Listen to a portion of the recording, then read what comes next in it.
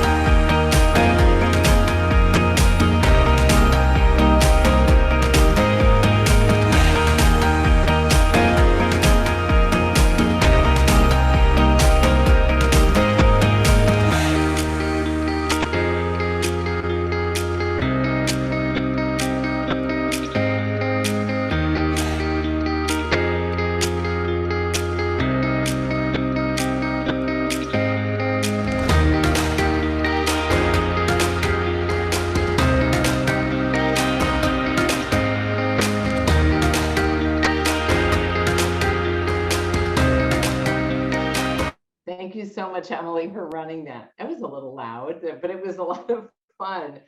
I got this article from the Wall Street Journal, so I thought it was pretty fascinating. And I love the beginning of innovation. That's Isaac Newton sitting in his backyard during the bubonic plague when Cambridge University, where he went to school, was shut down because of that plague, that pandemic. He was sitting in his backyard and he discovered gravity. So I think during times of pandemic, when we're forced to be home, we come up with all these innovations, and you can see that the patents are at twice the level as they were in 2019. And one of the things we need to think about is the bullwhip effect, and what that is a disruption of supply and demand. It's when we oversupply because we anticipate this huge demand, and then we're stuck with these things. And some of the things that have happened for us, and I know you guys know them, we've got a lot of apps for online training. Like we have a plethora of these apps, club management systems, hybrid solutions, sorry about that, Blair, but hybrid solutions for filming and posting. We've maybe overbuilt some of our outdoor facilities. Our webinars, our virtual events may be a little bit glutted right now. And you know, one of the things I noticed the most is social media. I think it's gotten huge, but it's a lot of white noise out there. So just being cognizant of that is kind of important. And our consumer behavior obviously has changed. We're doing a lot with just, I buy my groceries, e-grocery, it's great. And I think Bill is going to talk about healthcare for us. We've got environmental issues. I love this saying, 50 shades of green, because it's wherever we start is wherever we're going to go. And solar energy is getting to be huge, and we're going to get a lot of rebates. We already have them for our homes, and we're going to get them for our businesses as well. Some subsidized stuff from the government. Healthcare is also huge.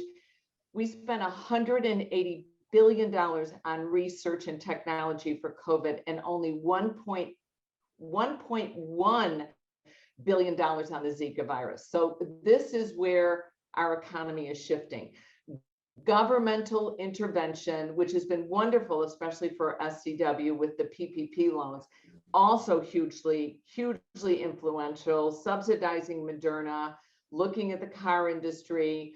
I think we're also going to look at what happened with the NCAA and the Jeffrey Kessler, he's with Winston and Strawn, the lawsuit, where amateurism was found to not be an excuse to violate antitrust law. Antitrust law has gotten to be huge. And now we're seeing also covenants not to compete are actually going to be struck down. And what that means is if you've got personal trainers, group fitness instructors, managers that you train and you teach and you coach, and then they leave you 6 months later and open a competing facility, it's okay.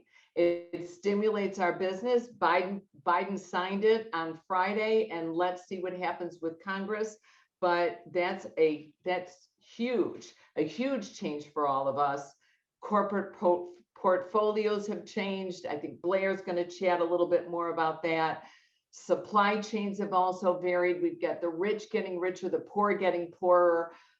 Just before we turned the camera on, we were talking about Brent was talking about how many clubs we have that are huge that have gotten bought up by chains. So it's pretty interesting to see what happens I hope with air travel, Bill's one of our examples here. We're getting revenge travel for leisure, but our business travel is going to be cut down by about 20% because we've got these wonderful technologies like Zoom. And these were McKinsey kind of predictions, correct? Correct. They came from McKinsey. Yeah. One thing I would just say, remember on the innovation thing, keep innovating. Innovation is not always invention. It's just small improvements that you can make that don't need patents. You should be really focused on those. Well, we have to keep up. That's what's happening. We have to keep up. We have to keep progressing and adapting a lot of these wonderful technological advancements that we've been able to incorporate through the pandemic. Right. And I think it's also affecting people still working out of their homes. Yeah, Sure. no doubt. Yeah, but I go ahead, Brent. No, go ahead, Bill. But I was going to say, if this would make for a great team meeting, just taking these 8 points and going, where does our organization play in these 8 areas? What are we doing in innovation? What are we doing in consumer behavior? What are we doing with LED lighting and solar? I mean, you could actually take this and make this a great team meeting to brainstorm ideas with your groups. So Bill, that's a good lead in. Why don't you go ahead and keep it and take that next topic? Yeah, healthcare and medical fitness, I'm passionate about it. Active wellness is in that space. We manage medical fitness centers. It's a big topic. And when I look at this kind of stuff, I say, follow the money, always follow the money when you're looking at these deals. And there's a lot more on the medical side with cash payment. That's why the med spa business is just blowing up right now. Injections, lasers, the whole bit. It's an all cash business. And so medical aesthetics is huge. But, we're concerned about, not concerned, but we pay attention to the big tech companies and what are they doing in the healthcare space? What's Google doing? What's Apple doing? And there was some talk with Apple with regards to them actually doing Apple branded clinics, medical clinics. Now it appears that they have held off on that at this point. And it looks like they're sticking to their strategy with devices. But if you want to follow the future of healthcare and what's really happening in innovative stuff, I shared this with Blair months ago, but there's a guy named the medical futurist, Bertrand Mesco, MD. And so www.themedicalfuturist.com is a great innovation site with information on what's happening in healthcare. But when we talk about medical fitness, there's a couple different categories for our industry to pay attention to. One, the easy stuff, insurance reimbursement plans for membership, okay? Silver Sneakers, Optum's Renew Active, Blue Cross Blue Shield, BeFit, United Healthcare.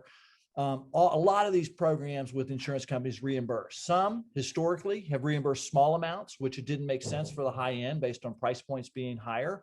But a lot of them have premium offerings now for higher end clubs. So that's one area. Just looking at the healthcare reimbursement stuff for participation. The other big thing is the physician referral stuff, the prep programs that ACAC and a lot of big clubs came up with a long time ago. where you really work with the medical community. It's not just a marketing play though. You need a warm handoff with the physician. You need information transfer. You need high touch support. You need technology. You need defined prescription and programming. You need tracking. You need, review. So you got to have a baked out program, a baked out lifestyle program. We do that. Ours is typically a 60 or 90-day program. That's another area for clubs and organizations to participate in. Another one's getting your dietitians registered with the carriers for billable services. Weld, Genovix, there's been a lot of innovation in our industry with, some groups that have done that with care practices. You can actually outsource medical billing to a medical billing company, Philadelphia Medical Billing's one. So you don't have to learn how to code and do medical billing. You can outsource that piece. Surgical centers, big time increase. Hospitals are expensive to run. So outpatient surgery and surgical centers are growing like gangbusters, working with pre and post conditioning programs for surgical centers. If a patient can't walk up 4 flights of stairs, they're not a candidate for, cardiovascular or lung or respiratory surgery. They won't have good outcomes. So getting people in shape pre-surgery. You obviously have the weight loss market. We work closely with HMR. And then you have the real deal medical programs. And then I'll kick it over to my colleagues. Some of the medical programs, Rocksteady Boxing, Cancer Fit, they're off the shelf type programs. You don't have to recreate the wheel. I will tell you that when you do real medical wellness programming, sometimes you lose money. Sometimes it's break even. The real money in a lot of this stuff is the lifestyle programs, because you have to staff at a different level when you're working with special populations. So to think that, it's easy to do medical wellness programming with all these different populations, it may not be that profitable in the beginning, but it's a feeder system to the community of lifestyle programming with the medical community at large. So there's a lot there. We have a blog at Active Wellness, but I would that covers a lot of this stuff. But I would really encourage everybody to check out the Medical Futurist to keep up on innovations in healthcare. Blair, what do you think about this stuff?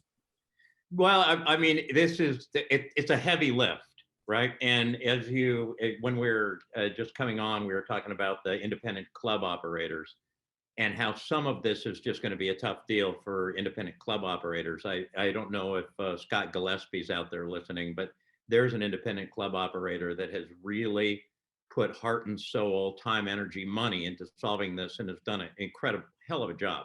Single location up in Saco, Maine. So it can be done. And I think sometimes it's people that are really looking for other lines of revenue on their P&L because, we're all looking for new ways to grow, and there's probably more opportunity here than there was before. Tough one for the independents, I think, to tackle this one. Yeah, if I could jump in, I would say, that a lot of us in the industry have been talking about becoming more medical, aligning more with the healthcare continuum, being part of the medical continuum. It's never been more ripe and available than it is right now for all those things that Bill shared, and there's many others. But the opportunities now are out there to really take some meaningful and some significant steps to position our industry closer to the medical community. But I do want to second what Bill said at the end there, if anybody missed it, and that is, it's not always that profitable to do this, right? What's the saying? Be careful what you ask for. If you talk to some of the physical therapists or the chiropractors or the dentists or the physicians, many of them are trying to get away from healthcare and do private pay, because if you go too far into the medical system, then they're going to tell you what you're going to be paid. You're not going to tell them what you're going to be paid. That's the way it works. A lot of our lifestyle prep programs are out of pocket, and it's the lifestyle programming and getting people involved in the lifestyle where the revenue and the profit is. The special populations are doing the right thing to be comprehensive in your solution. Absolutely. And it's transitioning the medical, the post-op, it's transitioning them to become health club members. And that's where you're going to get your revenue. We had a webinar last night on bionic boomers and joint replacement. And we were talking to physical therapists and personal trainers. And I was like, how do you connect with a physician? How do you get the referrals? What's going to happen, after the operation? And what they find is if they can never connect with the physicians. They have no time. Every 15 minutes, they're seeing a new patient. But if they connect with the support staff, with the front desk staff, Wait a with the minute. nurses. 15 They get the minutes. I think the referral. average is 7.5 to 8 minutes per patient, Sarah. Well, Sarah, That's go ahead and right. keep your, that's a great segue for your own next topic, which is recovery. So just go on with it. All right, me and my videos. Okay, Emily, hit us with the video, please.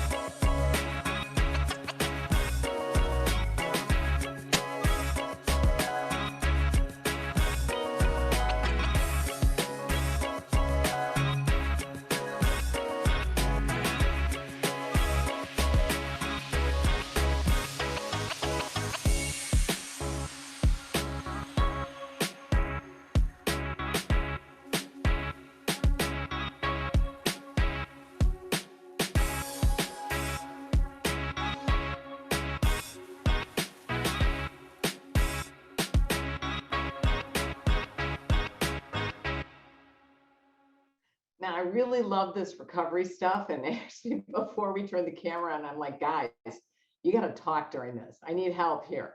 Because I went in and I know recovery is one of the number top 3 that ACSM has found to be important. SCW found the same thing to be important. We're all reading about recovery.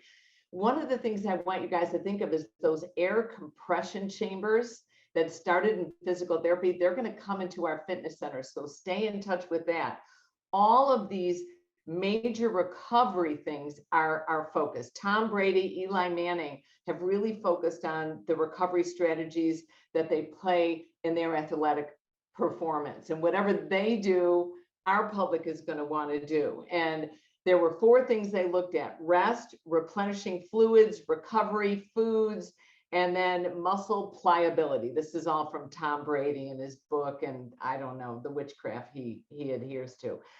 But some of the stuff I found was really, unfortunately, not that very, it wasn't substantiated. Red light therapy, there was not a lot of reinforcement scientifically that it really works. Salt chambers started in 1843 by a Polish physician who found that people who worked in salt mines got less respiratory infection than other mines. Well, hello, they're not working in coal mines. So it really it wasn't found to improve lung function when Stanford University research did.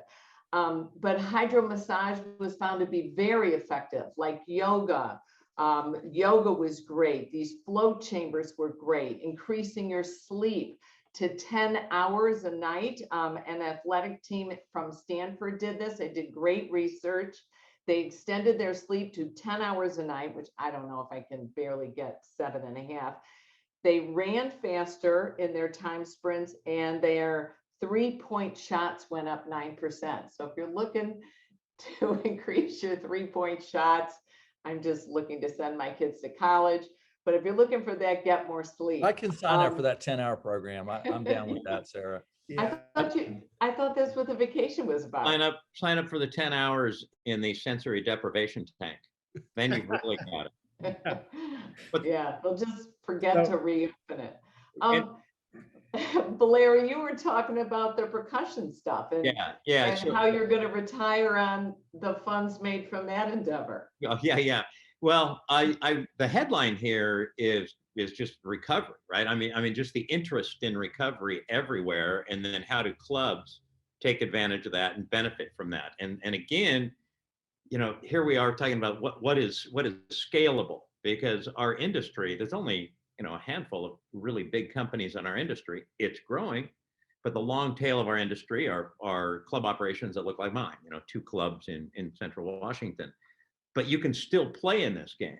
And there's been a lot of innovation from hydromassage, from others, from Theragun. And I think that this idea of getting your own recovery play that kind of maps to your own strategy is really good. We're finding the percussion therapy to be not just effective, but sort of a exclamation point on the workout for people, right? Like, what a great way to end. Yes. Yeah, So one thing I wanted to make sure I got to throw in, because I think it'll be of interest to people. I know I have a Theragun, a compression gun. I got both my sons have compression guns. They use them. But none of us really know exactly how to use it really well. And Theragun actually offers a certification, a performance specialist course online for $49.95. I'm not trying to give a commercial for them, but if you have someone on your staff or in your family that's using that and really doesn't know exactly what they're doing necessarily, this is a great way to get some education and help make sure it's effective. Yeah, recovery programs all over are huge. A lot of clubs have invested in like 20 Theraguns, 20 percussion Sure. therapy instruments that then they can do at the end of their workout. And they have the instructor showing them, they're going from body part to body part. You can they also have a great app. And so I just put on the, pre-golf button and here's what you do.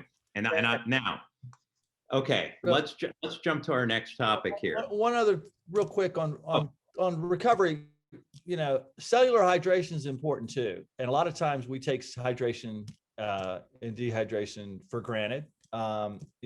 When you talk about sleep and hydration, they're critical with regard to the whole component of recovery. Anyway, Blair, take it away, baby. That's all right. Let's have some fun here. Name, image, likeness, the new college athletes and compensation. People are kind of conflating two different things here. So on Monday, June 21st, there was a Supreme Court ruling, unanimous, that basically said, this is sort of an antitrust issue, and universities can offer athletes any sort of level of support for education, meaning free courses, study abroad, a computer possibly. They're trusting the universities to recognize that buying the star football player Lamborghini is not, in support of education. Okay, so that's one thing. Then shortly after that, so that was on June 21st. The NC2A then came out, I think, kind of seeing what was happening, and said we have rules around name, image, and likeness, and where kids can sell name, image, and likeness and benefit from name, image, and likeness as of July 1st. So there's no lawsuit there. It's just the NC2A ruling. So on my own roundtable, I brought this up on Roundtable 2, and Brent and Bill are both on there. We don't like to include Sara on too many things other than this. And I asked, is anybody looking at this? And Joe Cerulli, who's down there with University of Florida. Okay, so I dug in some things that are a little bit surprising. A kid named Hersey Miller. It's actually Master P's son, if you know who Master P is, who plays basketball for Tennessee State. He only has like 171,000 Instagram followers. Just signed a $2 million deal with an app company. So I got digging in here, and they're kind of predicting who the top ones are. And there's something I think is kind of cool. Now the first one you might not be surprised by. What we're looking at are, what are the top 10 NIL, name, image, likeness, potential athletes out there. Number one is Spencer Rattler, quarterback, Oklahoma, right? That makes sense. Instagram followers, 377,000. Now we immediately, I think our minds go to like, Jalen Suggs of Gonzaga, but no. Second, Olivia Dunn, LSU gymnastics, 3.9 million followers. Third, Shaquille O'Neal's son, 2.7 million followers. Four are sisters, Haley and Hannah Cavender, Fresno State basketball. Then you got another quarterback, Bryce Young, Alabama. Then you got Paige Bookers, point guard from Connecticut, 829,000 followers. Then at number 8, Haley Van Lith, point guard for the Louisville Cardinals. She has 721,000 followers. By the way, she's a member of ours. She's from this area, and she's the daughter of a very good friend of mine, very good friends of mine. But what I was surprised by is these aren't like all your big football players. So what I'm wondering is, like, are we uniquely positioned to really benefit somehow from some of the name, image, and likeness and some of the athletes that are out there? I'll turn that over to you guys. Bill, you're muted, dude. Rookie mistake. Blair, for me, when you say all that, for me, the question is, so what? Like, how do we use that to benefit? And I think the play there is embracing sport and athletics in our community with these influencers to get more people active, right? To attach our brand and their brand together to move people, move children, and move people to more activity in sport. And I think that's cool. And I think that's a great community branding and an opportunity. But where else can you take it? Sara, what are your thoughts on this? I found it kind of interesting because I'm going back to the lawsuit. Okay. Being a lawyer, it made me look at that. And they specifically separated out that you can give, you can basically bribe these athletes to come to your school with $5,900 worth of honorariums that they can acquire. You can give them free graduate degrees. You can do all these things for them. But the law firm, which of course just happens to be my husband's law firm, Winston and Strawn, and it was Jeffrey Fessler who did this.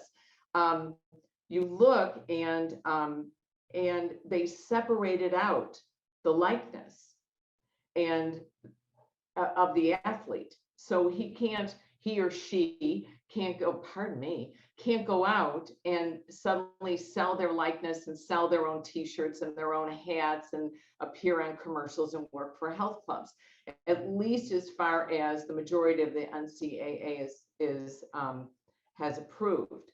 So I look at that, and interestingly enough, I was kind of the opinion that, you know what, you're a college athlete, you know what you're getting into, you're not going to make extra money, go in. But the people I worry about are those college athletes that aren't going to be professionals.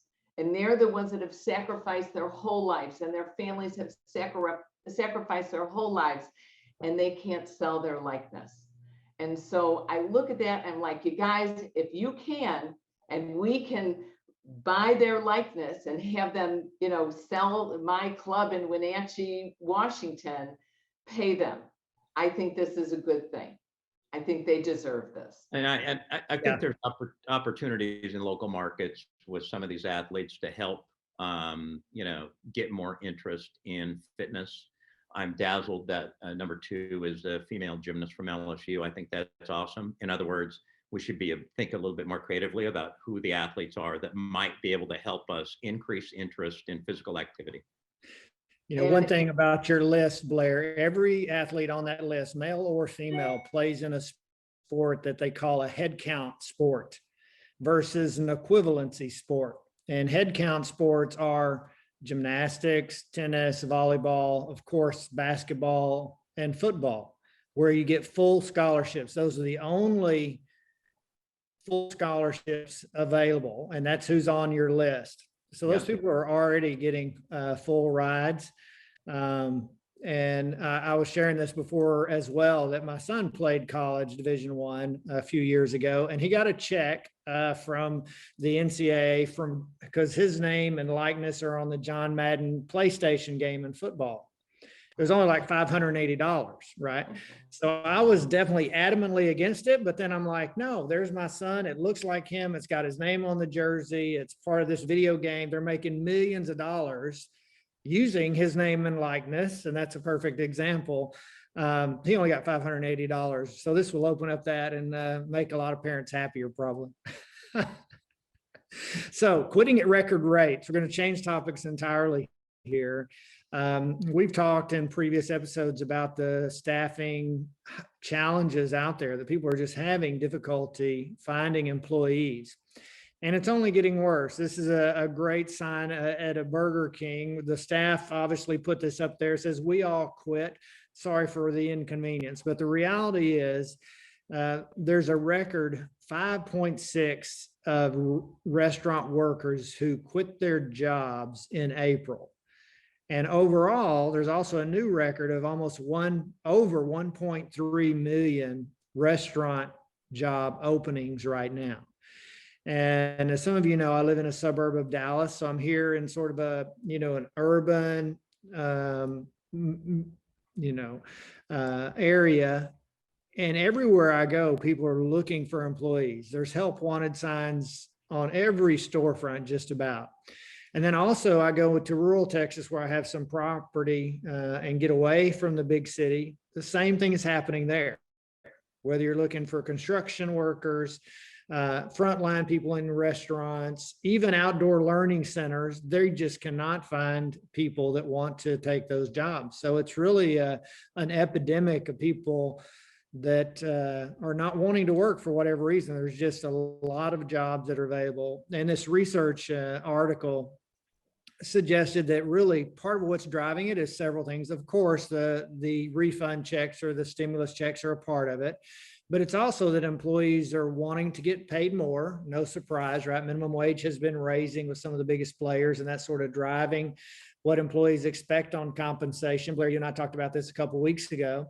And then the other thing I found interesting that they actually cite in the report as one of the reasons is that some of these frontline workers are fed up with dealing with customers about COVID, about complaints, and they're just frustrated by a lack of, consideration from the customers. Yeah, I want to tie a couple things together here too. The fact that employees aren't coming back, payroll is going up, and to get employees back, that's one of the things driving it up, certainly minimum wage, but now competing for and signing bonuses, everything else. But then one of the top trends that Sara covered off on was innovation. And you can bet that companies aren't just going to sit by and say, I'm going to keep bringing people back, same number of people at higher and higher payroll, and have to keep raising my prices. There's going to be ways to think about competition. And there's going to be people innovating ways to not have as many employees. And that's always going to be a side effect of huge increases in payroll. So that piece is going to be really interesting to me right there. You also have the extension of unemployment benefits, the amount of time we can stay on unemployment, which also is leading to this, I'm okay not coming back. I don't want to deal with, I've got conflict fatigue. Yeah. I think it's that live without philosophy. I can, I have 18 months. I've lived without movies. I've lived without going out to restaurants. I can live without this. And then also, as business owners, it's like, wow, I'm cutting the fat off my business. I can live without that. I can live without that. I can live. So we're cutting back. So the jobs are scarcer. And if I'm going to come back, I want to make more because I'm going to live without the mask. I want to live without these people demanding a fresh towel. And a lot of people have just found they like the lifestyle of being at home. They've reduced the amount that they spend and they're okay with a bit less. And I don't know how many club owners we probably talked to that have cut out their sales positions, that have, greatly simplified their membership offering, that have a nice technology for online or buying in a kiosk or scanning a QR code, greatly, and have gutted a lot of their sales teams and commissions, and and this is part of what's driving that as well. We talked about it yesterday when we were convening prior to this call, or maybe it was the day before yesterday, but less employees mean more work for the employees that are there, which means more stress, which means harder work environment, which means I'm more likely to quit. So there's a spiral, there's a continuous loop there where it's harder and you're making me do more and I don't want to do this anymore. And so for operators that are dealing with staffing issues, we got to be cognizant of that. Worship, take care of our team, put them first, work to not overburden them when you're driving hard with shortages. Yeah, a real great example of that we also touched on yesterday. It's happening right here in Dallas. Is the airlines. They're facing this same challenge. American and Southwest, which are both headquartered here in Dallas, are canceling hundreds of flights every day because they don't have the people to fly and they can't get the staff. And what that's doing for those that are there is putting them forward facing to the customers and having to tell them your flight's canceled and trying to get them rescheduled. It's the exact what you're describing, Bill. Just a downward spiral. One thing I would encourage is if you're finding, and if you're not having constant conversations with your teams, you should be, no matter how big you are, that should be happening. And you should be discovering the pain points for them. What are the pain points that make their job hard? That's a great area to innovate. How can we remove that pain point? Is it a policy? Can we get you better technology? What kind of tools do we need to get in your hand? But you should have those conversations. Not only that will that engage those employees, make them want to stay longer, but I guarantee you that is a huge improvement for your member experience. So make sure you're having those conversations. But you're also finding people are just changing their lives. Like I think, Bill, you sent an email and you were talking about one of your managers didn't want to come back. And I thought, oh, that's just unique to Bill. No, it's happening. Yeah. I have like a major creative educator that's developing programs, choreographing, videoing, selecting music, decides they want to become an accountant. I'm like, what are you talking about? Right? And how old are you? And when are you going to finish your undergraduate degree and get the graduate? And you're going to go, and it's a vision. It's like, I can imagine myself over this past 18 months doing different things. What have I always wanted to do? Well, one of the things I told a little bit about you, I'm writing an article and I'm going to do a keynote at SCW, titled it Sandcastles. A lot of our general managers have built their business up over the last 3 years, got wiped away like a sandcastle. And now we say, hey, go back and redo it again, rebuild it again. And they're like, hey, I just spent 3 years doing this. It's a little daunting. It's a little frustrating. Let me do something different. I've already done that. So we've lost 2 general managers to other industries that is unheard of for us. And I think that wash away is part of the deal where, it's frustrating to start from anew. Yep. So let me segue you to the next topic, Bill, because it's yours, and it has something to do with what you were just saying, and also what Blair was talking about, giving employees the resources they need. Most of you listening probably are familiar with the Gallup survey and the Gallup Q12 related to employee engagement. And one of the questions on there to ask your employees is, do you have what you need to do your job well? And part of that solution is a technology solution, Bill, which I think is what you're talking about with the innovation improvement loop, how you can support the employees and help them perform better and give them the tools they need to be the most successful and effective they can be, right? Yeah, when we think innovation, a lot of us go straight to technology, and that's not the case, as Blair said. Innovation is not invention, but technology is a part of innovation, especially when you're trying to do more with less and you're still trying to do it better than ever before, right? And so Paycom, which is one of the payroll processing companies like ADP or Ceridian or SAP, or they did a survey of 1,000 workers, and they found that 67% of administrative workers would take a pay cut if their current software that they use to do their jobs was 2 times better than it currently is. Okay. So we're talking about people working for more money, but we're also talking about people quality of life. And the number one frustrating was 77% were frustrated with outdated technology. 79% thought they could get more work done faster with up-to-date technology. 67% felt like their companies didn't care or prioritize digital transformation. And one of the big deals that bugs people is the number of logins. They have to go through in an organization. So it's not just about technology. It's about how do you innovate the job? How do you innovate the check-in process? How do you innovate the member experience? We've spent a lot of time talking about the John Brick Mental Wellness Foundation and mental wellness and mental health. Right now, there's a shortage of therapists in the country. There's only 30 psychologists for every 100,000 people. 55% of the US counties don't have a psychiatrist in their county at all. Huge gap. If you've looked for counseling from a psychiatrist or psychologist for your kids or for yourself or for your family, you can't find one right now that are taking patients. Now, why did I bring this up with innovation? Because we talk about technology and all these things. There's apps now that are doing therapy and coaching and filling the gap. It doesn't take the place of a psychiatrist. It's in conjunction with psychotherapy and so on and so on. but looking at what you're trying to accomplish and looking at innovation and technology with how that does. ABC is one of our sponsors. They're continuously innovating their customer base. And their customer base is growing.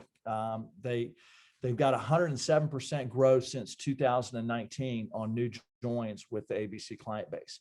That's a nice click. And in the Mid-Atlantic, in the Southeast, it's up 9%, from where it was in 2019.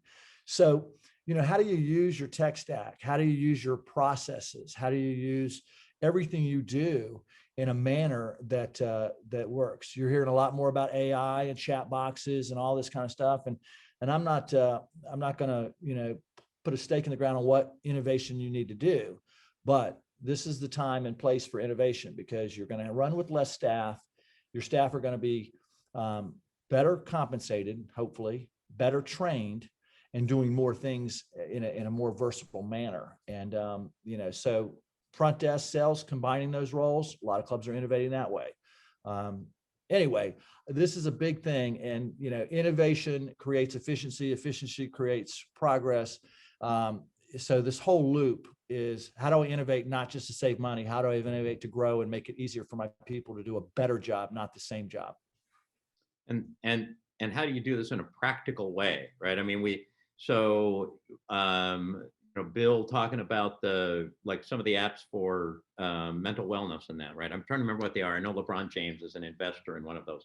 Let them invest their money and let them innovate those apps. You should be innovating maybe how you can bring that app into your programming, or should you be innovating on how your trainers should utilize this stuff in their own life so that they can make certain recommendations, and that's just part of the onboarding process. Or so when you think about innovating, you don't have to think about coming up with the technology yourself. Bill mentioned tech stack. Like, you can innovate unique ways to put other people's innovations together to represent your brand and to make life better for your members and your employees. Well, Blair, you were doing something in your clubs with instant feedback with kiosks. So everybody knows about the Medallia system and MXM, but the instant feedback component where people can give you happy face, sad face, instant dialogue on what's going on. That's an innovation. Turnstiles are an innovation. Member kiosk are an innovation. So looking at all those things. Everything's got to be fast. It's just got to be fast. And when I think about innovation, I think fast, smooth, easy. And I think one of the best things we ever did, we started it over the pandemic, was a chat box, not a chat bot, but a chat box. If you have to go into a bot and if you ask this question, you get shoved over here and you're going down, you feel like you're going down this rabbit hole to try to get your question answered. But if you can figure out, put it on your website, that there's always someone working it, so that it's a real live person answering questions. That's one of the simplest, cheapest way to stay in touch with people. They don't want a phone call anymore. We even put in a mobile phone so people can text us. They don't even want to text us. They use that chat box. And I also find, you talked about, Bill, the psychiatrists and the therapists. Psychiatrists only meet with people like 15 minutes. They prescribe drugs, they're out of there. And the therapists are doing a lot, but we've got all these wellness coaches, all these nutrition coaches, and you don't need a 4-year degree or a 2-year degree or even a 1-year degree to do these things. And we can incorporate them into our health clubs and service more and more people. And this is I think is a great segue into this into our next section here, because all of these big trends that we're talking about, the lack of psychologists in counties, the fact that there have been so many appointments, we know that mental health is the #1 reason now that people work out, that people exercise. So about a year ago, when and by the way, I'm on the next topic already, you guys. That's what I'm focusing on, is fitness sector investments here. So just over a year ago, I started to wonder if I was just biased towards our industry and wanted to defy every journalist that was saying our industry was gonna die, and so tended to go out and I wanted to look for trends that would prove me wrong, that our industry is on the cusp of 10 years of great growth. There really wasn't much. It was Peloton's growing and people are buying home gym equipment. Well, that's because our gyms were closed. right? Now we're seeing some shift, and Sarah's going to cover up on that in this next one. But every big trend is pointing towards, these are tailwinds for our industry. So what's happened is I saw that Jim Pass just raised $220 million on I think a post-money $2.2 billion valuation. If you didn't see it, F45 and Exponential filed S1s. So an S1 is your intent to go public. You have to file that with the government to IPO. And then I'm hearing more and more about private equity. So I'm thinking, this is smart money out there. The private equity, they do a lot of frickin' research, and they work with investment banks, and they're constantly looking way out there, 10 years out there. Like, if we're going to invest something, what's going to be our return? But they expect it like a 10-fold return in 5 years, ideally 10-fold return in 5 years. So my hunch, I contacted Pete Moore at Integrity Square yesterday to have a conversation with him about this. If you know, Pete does an awesome job in our industry, as Halo Academy. And I said, am I right on this? And he said, believe me, brother, you're right. And we're seeing the same thing. We think there's going to be huge prosperity industry. The tailwinds are very strong. Interesting thing. Private equity valuations are coming out about the same. They're given about the same as IPO valuations in our industry. But there is a lot of money coming in, a lot of people wanting to invest in this space. And it's for the very reason, it's so for so many of the reasons that we've already talked about just today.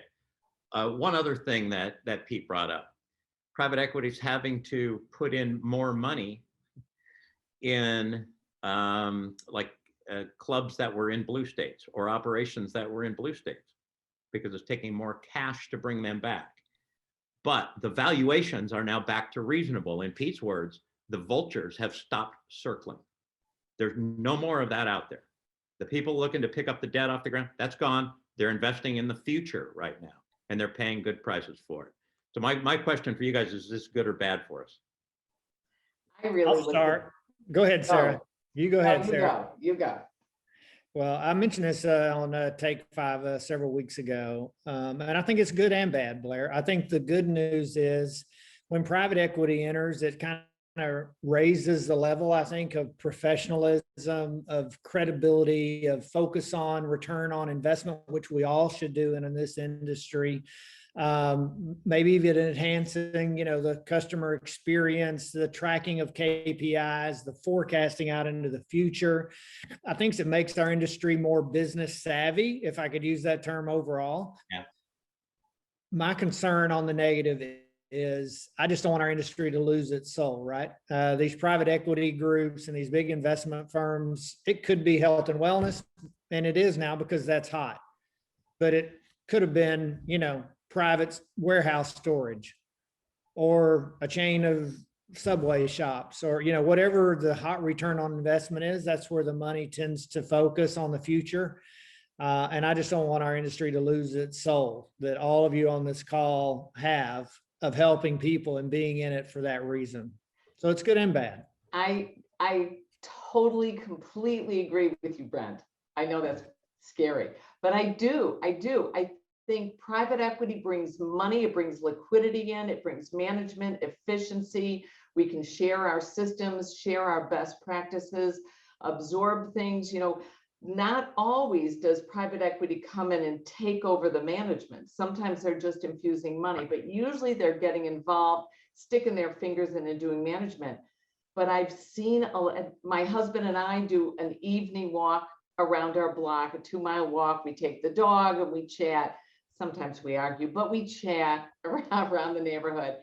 And I'm like, yeah, but they're going to come in and they're going to take your soul. I've seen so many businesses, they come in and that person who built that business, who loved that business, nurtured it, groomed it, they're gone. And I've seen it during the pandemic where businesses that are owned by a person, that are owned by people, they transitioned, they dug in, they went virtual, and others just went dark. And so that's what I worry about. I've also seen the opposite. I've seen the opposite where private equity has come in and said, we want to build a great company. They put a great leader in place. They give them the complete bandwidth to kind of set the vision, to build in all the processes and systems, to everything to build a great company, because that private equity group has a belief that building a great company is how they're going to get the most value. Sure. Right? That's how they're going to get the greatest return. Right. Not just, not all about production. Yeah. Yeah. Bill, you're on mute, Bill. Dude, man. He's on vacation. We got to cut him a break. Just Vacation move your mind. lips and Brent will talk. Yeah, but I mean, in the same vein, Icon, which changed its name to iFit, right? Right. iFit Health and Fitness, they just acquired Sweat for Right. $300 million. And, a women-focused workout app, founded by an influencer, $300 million, and so, when you're talking about these kinds of investments with private equity, assuming that you can maintain your culture and your involvement and your philosophy and your heart and soul, it builds growth. It allows for more jobs, more locations, more growth, more customer service. So, I think there is good and bad, but I think the good, outweighs the bad if you can maintain that heart and soul that Brent's talking about. And remember this too, this private equity is coming in to Bill's point here on the acquisition of Sweat, founded by a trainer and a technologist, I believe is what's, and so 300 million.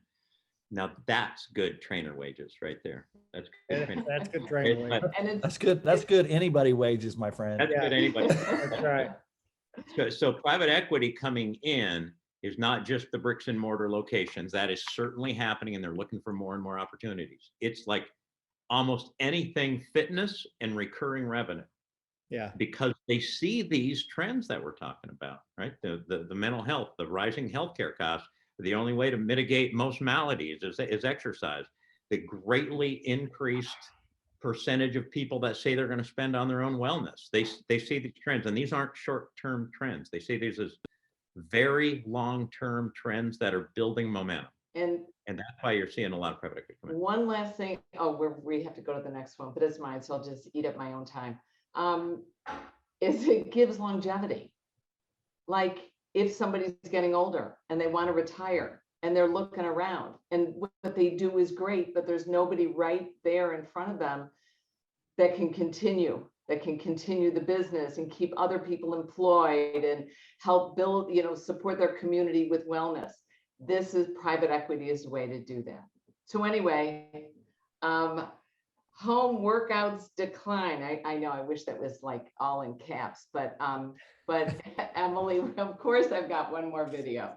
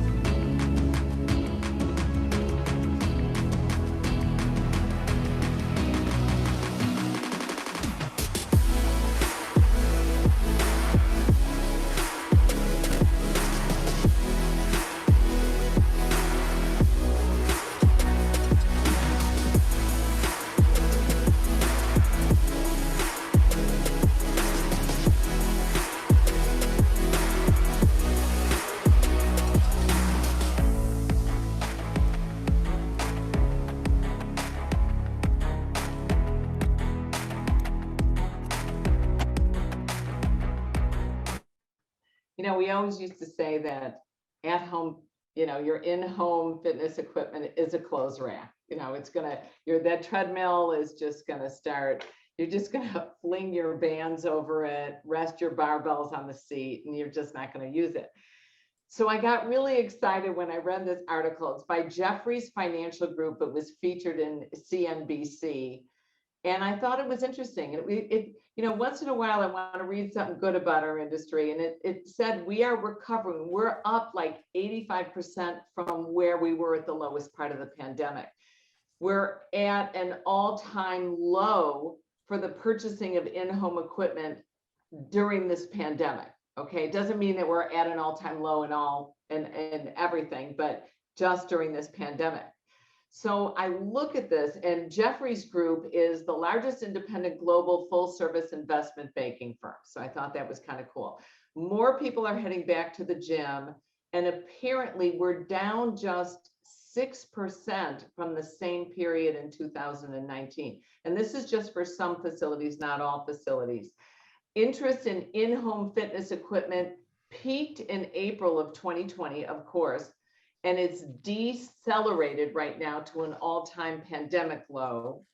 And there have been people that have been tracking visits to chains like Planet Fitness, 24-Hour Fitness, and monitoring online searches for gym. You know, when you go online, you do a Google search, you know, gyms in my area, gyms near me. And they look at it, and it's accelerated now, and it's really gotten at all-time high levels recently, starting basically similar numbers to January 2020, which I found pretty interesting, like a start of the new year. So you feel like you're coming back, and specifically it's happening in more areas where people are unmasked.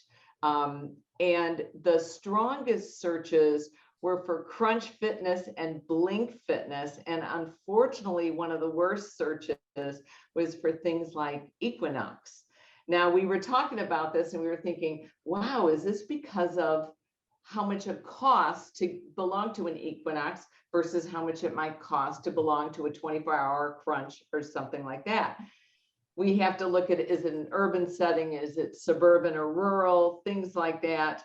And think about that. And also, I think, Blair, you're going to chat a little bit about that.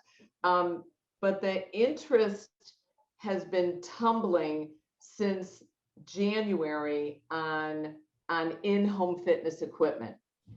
So we did talk a little bit about that bullwhip. And I worry that maybe we've overbuilt on some of the in-home fitness equipment, because hopefully people are just going to keep coming back to our gyms, like we showed that little bit on Orange Theory.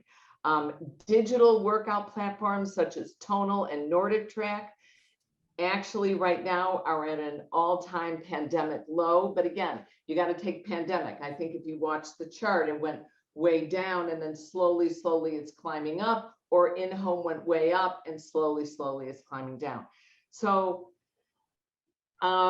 Peloton's doing some cool things, like trying to keep their growth going by adding a Pilates app, which I think is really funny. A good friend of mine now is doing Peloton Pilates and says Kendall is his favorite instructor and knows his first name. But anyway, I just thought that was kind of interesting. Blair, can you talk about the growth or in suburban or rural? Well, there's the big difference, right? If the clubs that are in these financial districts and that, like in New York, are going to be the last to come back, just because, you know, people aren't going back in. The Castle Back to Work metric that is put out there by Baird Investments, I forgot what it increased to, but it's showing that fob check-ins in these buildings are up to maybe 30%. And so a lot of these clubs that don't rely on having parking lots, they don't rely on it because, you know, there's 50,000 people in the building that they're in. You know, those are going to be probably the last ones to come back. And speaking of coming back, I'm going to go over here and then I'm going to come right back because my computer's about to die and I forgot to plug it in. Be right back. Okay. I love that. Well, you know, a couple things about, you know, the home equipment, which we all know, but I think sometimes we forget because there's been such hyper focus on all the home apps and Peloton and all the home equipment. And undoubtedly, some people's habits have changed. They've adopted and they've learned that they can get a workout on their own through the pandemic, and that'll continue. But at the same time, having home gym equipment is not new. It's been around for a long time. Is it much more accessible? Yes. Is it a lot cooler? Yes. Is it more interactive? Yes. But, you know, Jane Fonda was out there a long time ago A lot of people won't even know who that is anymore, but there were videos to watch. There was equipment to buy at home long ago, and it's still here. But it's great to see the numbers really storming back into the clubs. The clubs that have had a little bit of a run time and been open a little longer are by and large doing extremely well. And that's just so great to see. I want to add something to this too, because Jason Rowan just brought up something in the chat too about some of this stuff is really hard to get, and people were really annoyed by that. And it was interesting in the trends. Sara had a point there about supply chain. Only 25% can shift supply chain within 5 years. That's a weird, scary metric, frankly. But I think that's a really good point. Here's the other thing. I truly believe that if you are really going to make exercise a habit and have a real strategy around exercise, you better have home gym equipment, and it better be something good. And you combine that with going to the gym. And I'm adamant that that is part of an entire strategy to get people to continue to exercise, and those people will be coming back to the gym. Yeah, research years ago, Blair, and you've been around like me, maybe long enough to remember this, but IHRSA did research 20, 30 years ago and found that people that had home exercise equipment were much more likely to be gym members and to go to the gym more often. Yeah. And I don't think that's changed. So you're right. We want people to have home equipment. We also want them to be gym members. Yep. Yeah, I don't think they're mutually exclusive either. I think the data shows it's there's compatibility there, and I don't think it's going away. I think the pendulum's just swinging. We had an overcorrection because they couldn't go to gyms. Now it's swinging back, and it'll be around, but they'll be in our facilities like never before. That's why we're getting that January rush in the middle of July. That's Yeah, right. I mean, overall, if you look at the numbers I was citing from ABC, 107% increase from 2019. That's pent up demand and hyper awareness about I need to get active. We've got the mental health, we've got the obesity, we've got the weight gain, the COVID-20, whatever. So a lot of tailwinds in our favor. And when we look about the environment, we were talking about, oh my gosh, what was it, 119 degrees in Washington, Blair? Yeah. 118 right here. Yeah, we're like living in these astronomical temperatures. People don't want to exercise outside, and Right. They don't want to take their dog for a walk. They want to go in the gym. Maybe that's another push. Yep. Well, and the storms and everything else, like, we are a safe environment regardless of climate and the weather. Right. Bill, I know you're there in a luxurious resort in Mexico, but were you still able to do a little bit of recap for us? Did you take some notes? Yeah, I did take a few notes. I think it's going to be kind of short. Sara started us off with innovation, consumer behavior, environment, healthcare revolution, government involvement, corporate portfolios, supply chain shift, return from airline travel, and a little Isaac Newton gravity history lesson there. I think using those things from McKinsey as a benchmark to do some framing with your teams can create some great brainstorming. So I would still recommend doing that. I covered the healthcare, medical, fitness stuff. There's a lot there. Be glad to share with anybody directly. Active wellness blogs, the medical futurist. I shared that link out there. Recovery, it's here to stay. It's an important part, especially with us that are getting older. We've got to have that recovery. I love the 10-hour sleep plan. I threw in some hydration there, but recovery is important to performance. And that needs to be baked into the holistic approach, just like the mental wellness aspects we're talking about. Name, image, and likeness, competitive athletes, opportunities there in your marketplace to promote sport with children and youth and young adults and adults alike. Brand affinity, as well as, just get the whole movement of physical activity going in a positive way. Quitting at record rate, we've all seen that. It's all across the service and hospitality industries. It's going to be a challenge. Figure out innovative ways, as the seniors get vaccinated, can you get seniors to work your desk, and people that have been reclusive and just want to get out for hobby's sake, and you might have to look at more part-time options, but be creative and brainstorm in your community opportunities there. There is an epidemic right now of shortages in staffing. We talked about innovation improvement. I love what Blair says. Innovation does not have to be invention. Innovation is making things better through technology, and technology doesn't have to be technology in the sense of computers and digital technologies or systems of doing the way things. Private equity is not the enemy, but be careful who you get in relationship with. Private equity allows growth, but don't sell your soul with regard to your philosophy and culture. But it does allow for growth and makes a lot of companies better. Blair was citing an example of a company that private equity came in and gave the CEO full reins. I know that company and that CEO very well, and that's a honeymoon story about private equity and culture and management all working together in a beautiful way. Home workouts on the decline, but I don't think they're going away. They still need to be baked into the whole ecosystem of health club environment and activity in general. So keep home equipment in mind with regard to technologies like Apple Watch and so on and so on. That's kind of the recap, Brent. I hope that kind of covered it in a little bit of a nutshell. Yeah, no, excellent, Bill, as always. So now we're going to spend the next maybe 10 minutes or so, 9 minutes if we can, answering some of the questions. The first one is, we're having the most difficult time hiring front desk employees. We have pushed the benefits of offering complimentary memberships to try to compete with the growing minimum wage. Any other suggestions? Well, I think we're having the same type of issues, right? So besides complimentary membership, my first question is, do you have health care? And that's another issue for the smaller independents, is that you're competing for these positions now, and a lot of times are unable to provide health care.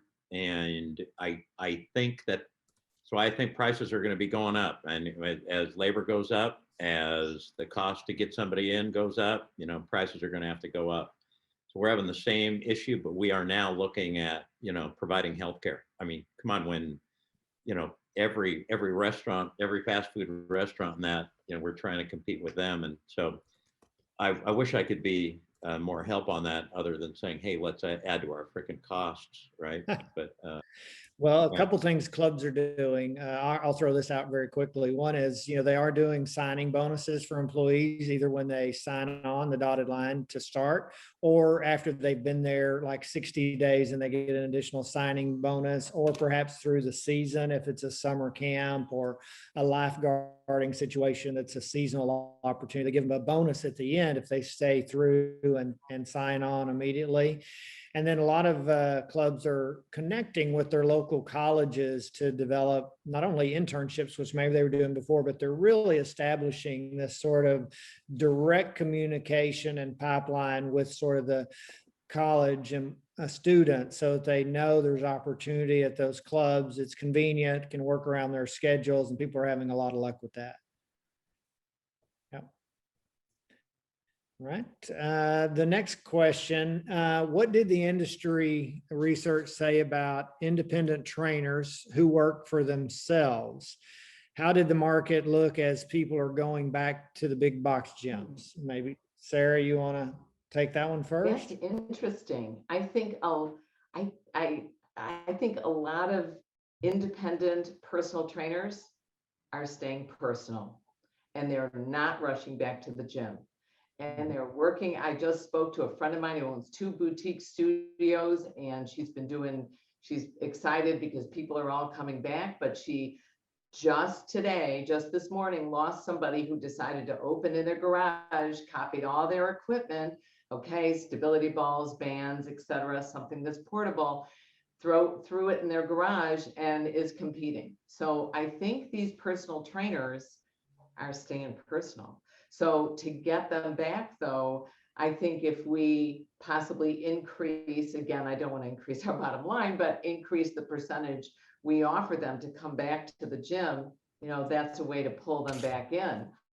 Or let's train some, it's a great way to take your group fitness instructor, train them to be a personal trainer, because they're great with people and they can work on small group, and you take your favorite one, your favorite group fitness instructor, don't take away any of their classes, but add a few more where they make a percentage, make it a small group training. They'll get hooked on that one-on-one, and hopefully they'll drift into personal training as well. And I think this is going to be interesting. We've talked about home workouts declining. We've talked about a lot more interest coming back into the gym. ClassPass had printed out a bunch of their research on number of people coming back into the gym. We see from Blair that a lot of people are going back into the gym.